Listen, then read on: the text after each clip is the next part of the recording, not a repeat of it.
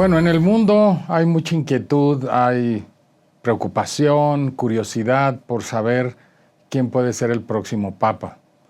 Particularmente en México, porque México es el segundo país con más católicos en el mundo, solo después de Brasil y antes que Estados Unidos.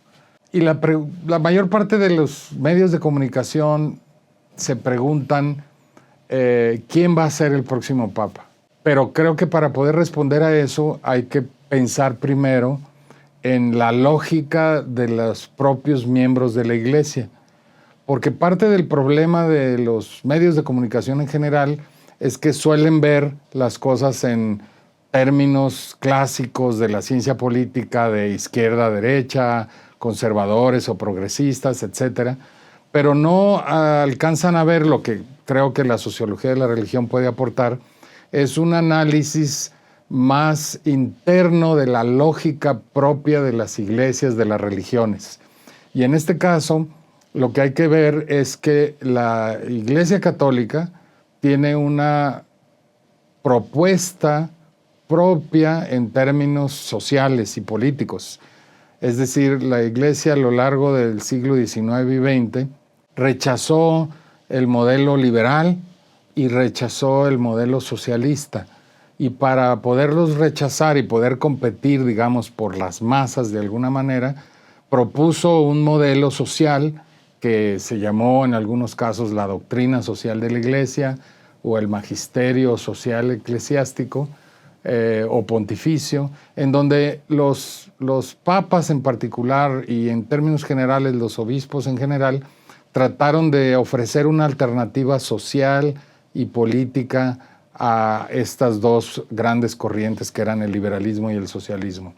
Y creo que entendiendo eso se puede entender que la lógica de la elección del próximo papa no pasa necesariamente por esos parámetros políticos, sino que pasa por los parámetros de la propia lógica eclesiástica católica, que tiene un modelo propio, no solo en términos sociales, sino también en términos obviamente morales, religiosos. Tiene una propuesta de salvación para empezar.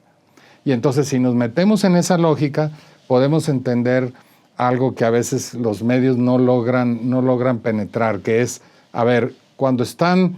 sentados para elegir al nuevo pontífice, los miembros del Colegio de Cardenales, en este caso creo que serán alrededor de 133, aunque la legislación dice que máximo eran 120, pero van a ser 133, tienen que pensar, primero lo que hacen es pensar en lo que la Iglesia requiere. Entonces van a pensar en las finanzas de la Iglesia, van a pensar en la disminución de vocaciones sacerdotales,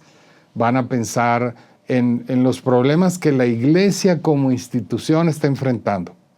Y creo que solo después podrán pensar en términos de lo que está sucediendo en el mundo y de cómo la Iglesia tiene que responder a los retos que hay actualmente en el mundo. Y son retos sociales, son retos éticos, como ya hemos visto, por ejemplo, del tema de los divorciados vueltos a casar,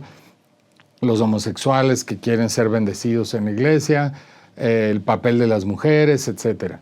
Y como tercer elemento, los cardenales tienen que pensar en la situación de esa Iglesia y de esos retos en el mundo contemporáneo, cuyo orden internacional está cambiando. Y ese orden internacional en donde ya los Estados Unidos de América no necesariamente quiere desempeñar el mismo papel que antes desempeñaba, y donde tenemos a Rusia y a China y a otros países que están queriendo jugar. Y ahí vemos que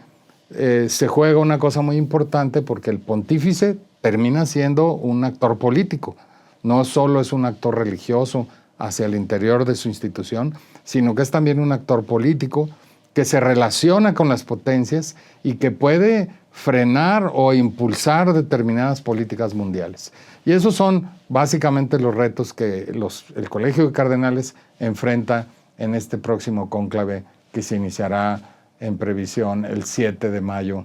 próximo.